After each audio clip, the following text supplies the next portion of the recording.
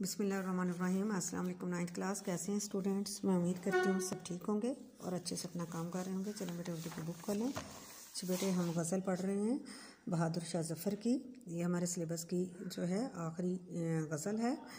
आज हम इसका चौथा शेर करेंगे। इन हसरतों से कह दो कहीं और जा बसें, इतनी जगह कहाँ है दिले दागदार में।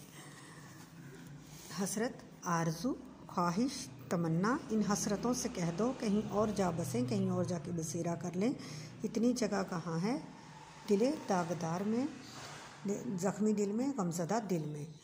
शायर का दिल मायूसी से भरा हुआ है। हिंदुस्तान जो रौनकों और दुनिया के हंगामों से आबाद था, मौत का नक्शा पेश कर रहा है। बहादुर शाह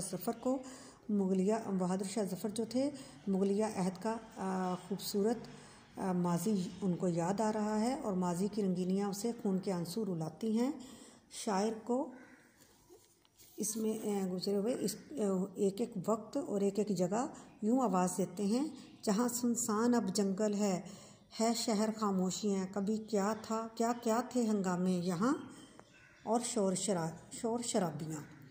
बहादुर शाह ज़फ़र का दिल बेहद तमन्नाओं का मरकज़ है, जिनका पूरा होना अब दुनिया में मुमकिन नज़र नहीं आ रहा। दिल हसरतों की कसरत से दाग है, ये निशाने इश्क हैं जाते नहीं, दाग छाती के अबस धोता है क्या। यानी जो दिल पे दाग लग चुके हैं ये किसी तौर पे नहीं मिटते, चाहे इनको जैसे मर्जी भी धोया जाए। इन हालात में किस तरह अधूरी ख्वाहिशात की तकमील की जाए, अपना हाल-ए-ज़ार किसको सुनाया जाए और किसे कहा जाए। इन ख्वाहिशात को तर्क कर देना ही बेहतर है। दरअसल बहादुर शाह ज़फ़र दुनिया की नाकामियों और नामुरादियों से घबरा गए हैं। मज़ीद नाकामियाँ बर्दाश्त करने की उनमें सक्कत नहीं है, इसलिए अपनी ख्वाहिशात को ही मुखातिब करके कह रहे हैं कि मेरे दिल में ठकाना न